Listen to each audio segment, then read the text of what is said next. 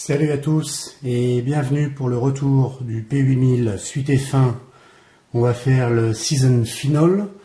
Nous avons enfin réussi à faire fonctionner donc ce P8000.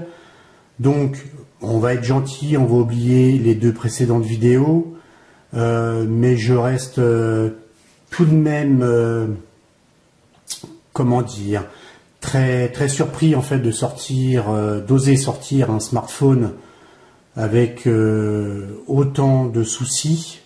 Ça veut dire que un utilisateur lambda ayant commandé son smartphone sur une boutique en Chine se retrouve avec un smartphone qui ne fonctionne pas, et s'il n'est pas adepte de la technologie qui tourne autour en fait des smartphones sous Android, ne saura pas quoi faire avec, le renverra donc en maintenance, perte de temps, coût d'envoi, enfin bref, tout un cinéma habituel sur les smartphones commandés en Chine. En l'occurrence, la dernière mise à jour proposée par Elephone, qui date donc, on va regarder ça tout de suite, c'est le 12 août, me semble-t-il. On va vérifier ça tout de suite. Et on vous expliquera comment en fait effectuer donc cette mise à jour. Ici donc c'est bien ça, vous le voyez, donc version personnalisée au 15 août 2015. Donc cette version n'apporte toujours pas de rétroéclairage, en tout cas pas de rétroéclairage, mais en tout cas d'éclairage de la lettre de notification, rien du tout. Il semble plus performant en termes de caméra. Quoi d'autre?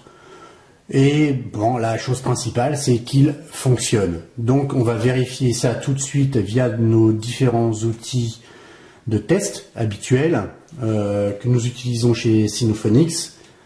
Et on va regarder ça tout de suite. On va commencer par notre outil de test de batterie Geekbench, version 3. Donc là, on est sur les résultats donc de benchmark classique. On va regarder les résultats donc de la batterie. Là, actuellement, elle est à 95%, mais nous avons déjà effectué, bien entendu, les tests. Et alors, chose très étonnante, c'est donc une batterie annoncée pour 4165 mAh, message officiel de Elephone. Donc, elle a tenu 12h44, ce qui semble être un bon score pour ce type de batterie. Mais je tiens à vous rappeler que dans une précédente vidéo, le Ligoo Elite 5, qui lui est annoncé pour une batterie de 4000 mAh, a tenu un peu plus de 14 heures. Donc les tests sont identiques au niveau de Geekbench. Donc moi j'ai mes quelques doutes sur la capacité de cette batterie, sur le fait qu'elle soit réellement de 4165 mAh. J'ai quelques doutes. Autant voilà, les 4000 mAh annoncés par Ligoo sur son Elite 5 me semblent corrects et même bons, puisque plus de 14 heures donc de tenue. Là, j'émets quelques doutes puisque les tests sont identiques. Bon, voilà, je me pose des questions. Alors certes, le processeur n'est pas le même. On passe d'un 53, enfin d'un 6753 sur le P8000 à un 6735 sur le Elite 5. Bon, est-ce que vraiment cette différence de processeur, où on en a un à 1 GHz et l'autre à 1,3 sur le P8000, font que on perd 1h30 en gros? Bon, en tout cas, bon, les scores sont là, ils semblent bons. Donc on tient quand même la journée sur une utilisation poussée du téléphone. L'outil que nous avons décidé d'installer, c'est l'analyse en temps réel en fait de la température du CPU installé sur les smartphones, parce que sur ce P8000, il semble que ce CPU, le 6753, chauffe très vite. Donc nous allons lancer donc le CPU température testeur. Donc on voit la température à l'instant T, le niveau d'utilisation du CPU, ok, donc la charge de la batterie, ok, la batterie est à 27 degrés et le CPU à 29. Donc on va utiliser donc nos outils de test et on vérifiera à nouveau la température affichée sur le CPU testeur, température. Donc, on va pas sortir d'ailleurs, on va le laisser tourner en tâche de fond. Et on va regarder tout de suite les résultats du screen test que l'on va faire donc devant vous en direct. Et par rapport en fait au P7000 qui a priori avait pas mal de tâches sur son écran, alors cet outil est radical puisque en fait vous pouvez en voir malheureusement, regardez bien, donc il y en a une ici, une là et une encore ici. Là c'est pas un reflet, il y en a une aussi par ici. Donc est-ce que c'est la surchauffe à nouveau en fait de cette batterie ou CPU, je ne sais pas lequel encore surchauffe le plus, on va vérifier ça après. Mais voilà, il y a moins de tâches que sur un P7000, mais il a tout de même des tâches. Donc des tâches et des petits points blancs là que l'on voit correctement d'ailleurs. Alors par la suite, bon bah par contre il a un noir vraiment profond, il n'y a pas de souci là-dessus. Les tâches on les voit encore ici d'ailleurs, voilà, là, il y en a une là. Et toujours ici. Bon. Donc le rouge, bon, il est parfaitement rouge. Le vert, voilà, parfait aussi. Mais bon, ce que je regrette, c'est ces tâches. Parce que, en fait, si l'on vérifie dans la première vidéo, j'avais fait un test rapide, me semble-t-il. Là-dessus, j'ai un trou de mémoire, mais j'avais regardé au premier lancement du P8000 le screen test pour vérifier s'il avait des tâches. Et il n'avait pas de tâches. Donc cet écran, me semble-t-il, vieillit de manière prématurée, certainement à cause de ces fortes chaleurs dissipées par la batterie ou le CPU. Mais on va donc vérifier après qui surchauffe le plus. Donc le bleu, parfaitement bleu, gris, blanc, bref, on voit toujours ces taches, hein, on les voit correctement. Une espèce de halo blanc avec une tache ici,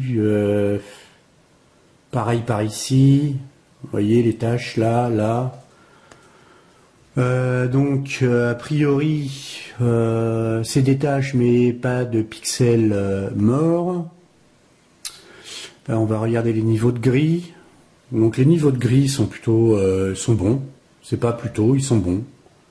Il n'y a pas de souci là-dessus. Mais même dans les niveaux de gris, on voit les taches. Alors sur certains gris, elles apparaissent moins. Mais par exemple ici, on en voit une. Voilà, c'est bon. Ça, cet outil radical pour vérifier la qualité de l'écran. Donc les niveaux de couleur, bon, rien à dire. Voilà, bref, on a fait le tour. On vous a montré les tâches, le screen test, voilà, et donc on va continuer par le GPU Bench. Le GPU Bench qu'on a déjà fait tourner. Et donc le GPU Bench, donc stop à la pub, voilà. Donc le GPU Bench, voilà les résultats. Tout sur la MT6753, pardon. Bon, initialisation, on va voir ça tout de suite. Le test. Et on le laisse tourner. A tout de suite, on va se mettre en accéléré.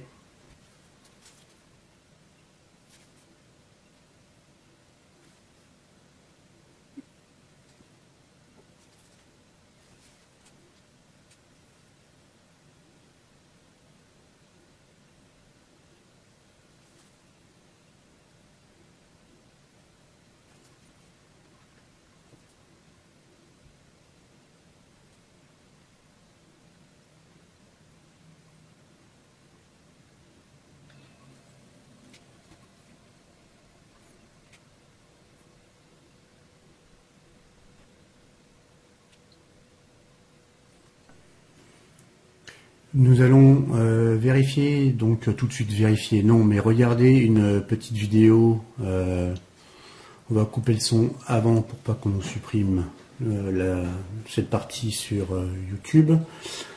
Donc une vidéo pour regarder la qualité de cet écran via donc par exemple YouTube, hein, puisque voilà, la plupart d'entre vous allez regarder justement. Qu'est-ce qu'on pourrait celle-ci sans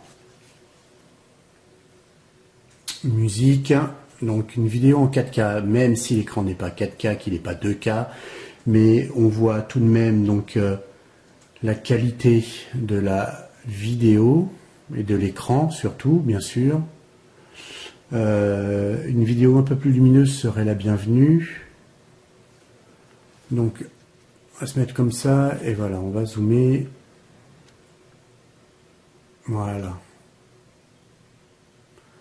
Donc vous voyez qu'il a quand même une belle luminosité.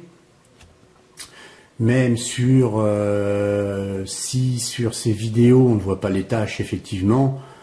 Bref, il est quand même malheureux que cet écran soit, voilà, au bout de, allez, on va dire 15 jours de tests, de restauration multiples et diverses et variées sur ce smartphone, que l'on ait des tâches. Bon, ça c'est vraiment dommage, mais voilà, vous voyez quand même la qualité de l'écran grâce à ces vidéos Ultra HD.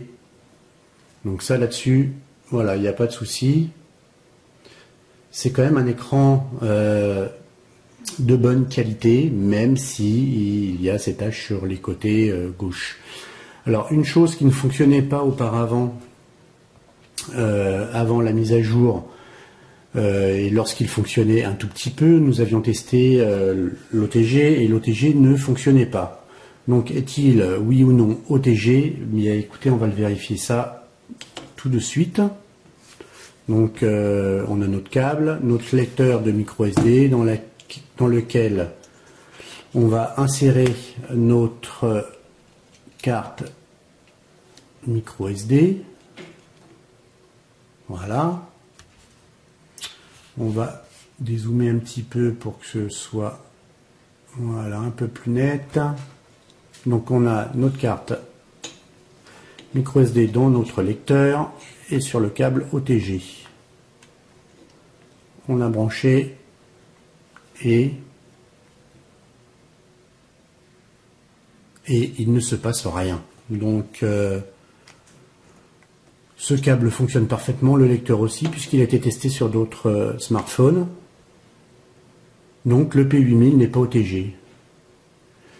Quelle bizarrerie. Donc voilà, une chose de plus qui n'existait pas, ou alors est-ce lié à notre smartphone? Voilà, en tout cas, lui, il n'est pas OTG. Voilà, donc de plus, je peux faire le test en live. Si j'insère donc la carte micro SD que nous avons ici, donc, qui est une carte qui n'est pas extraordinaire, puisque c'est une 16 Go, d'accord. Eh bien écoutez, si je mets donc cette carte micro SD dans le lecteur de ce P8000, elle n'est pas reconnue. Impossible de la lire. Donc pour en revenir à ce souci de firmware livré en standard en fait sur ce P8000. Ensuite la mise à jour donc qui date du 28 juillet, donc où de toute manière rien ne fonctionnait sur ce smartphone. On est bien d'accord, vous avez vu les précédentes vidéos. Un certain nombre de commentaires en fait ont été bien sûr dans notre sens.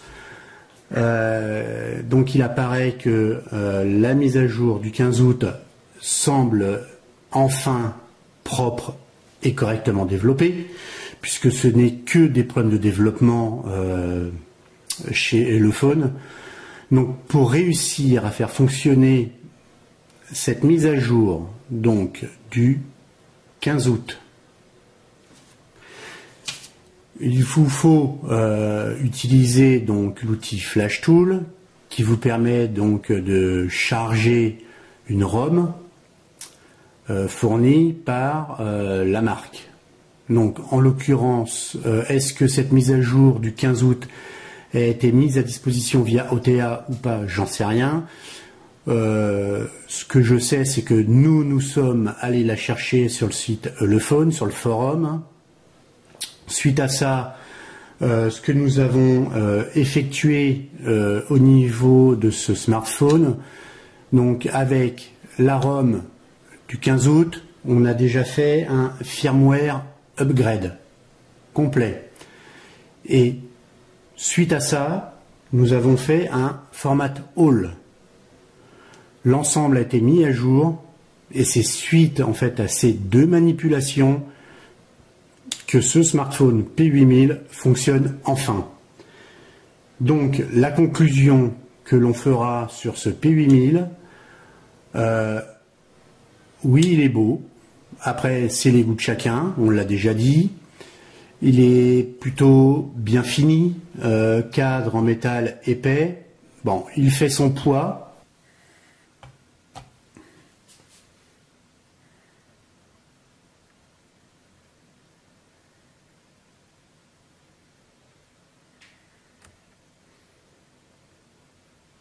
Il est sympa, oui, il est joli, mais alors il manque un nombre de fonctionnalités pas possibles.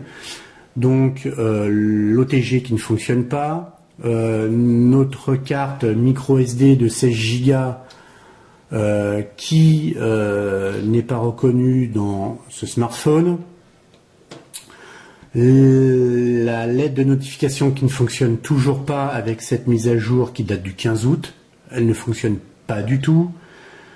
Bon, voilà quoi, moi je trouve vraiment désolant ce smartphone. L'écran qui a pris des tâches après 15 jours de test effectivement approfondi, donc ça veut dire que dans le temps il tiendra pas le choc, il tiendra pas le coup, même si le boîtier ne se déforme pas et qu'il résiste parce qu'il est épais et que c'est vraiment de l'alu costaud, ok, mais ça reste que ça. Et le plus gros défaut, c'est le développement de leur ROM au niveau du firmware. C'est du grand n'importe quoi. Donc c'est vraiment sortir deux ROM de 800 MB en quasiment 3 semaines d'intervalle. Et peut-être qu'il y en aura encore une bientôt. C'est quand même du grand n'importe quoi. Ça veut bien dire et ça prouve bien que Elephone sort rapidement ses smartphones sans tester correctement les ROM une fois installés sur le téléphone. Donc au final, ça fait un téléphone que vous recevez chez vous, qui ne fonctionne pas. Alors, on a beau me dire que, et c'est Elephone qui le dit, c'est les premiers lots. Donc ça veut dire que les gens qui se ruent sur les téléphones de chez Elephone et qui veulent l'appareil dernier cri de chez eux, auront des smartphones qui ne tourneront pas ou qui seront vraiment bancals. Donc la conclusion, c'est, voilà, il fonctionne enfin, mais alors par quelle étapes il faut passer pour y arriver. Bref, il n'est pas fait pour l'utilisateur lambda. Sur ce, on clôture le débat du P8000 de chez Elephone. On vous dit donc à bientôt, à la prochaine, et surtout n'hésitez pas, comme d'habitude, un petit pouce vert et à vous abonner pour nous suivre, car notre politique, c'est d'être le plus honnête et le plus clair possible, afin que vous puissiez vraiment voir quels sont les téléphones de qualité et ceux qu'il faut vraiment éviter. Maintenant, si vous désirez quand même un P8000 et faire vous-même les mises à jour et avoir un smartphone qui est plutôt sympa, voilà, dans vos mains, bah, vous pouvez acheter sur les boutiques partenaires tels que Gearbest, ou celui-ci vient de chez donc Geekbuying, ou alors sur la boutique sinophelix.fr, comme ça vous l'achetez directement en France sans taxe supplémentaire. A plus, à ciao et à la prochaine.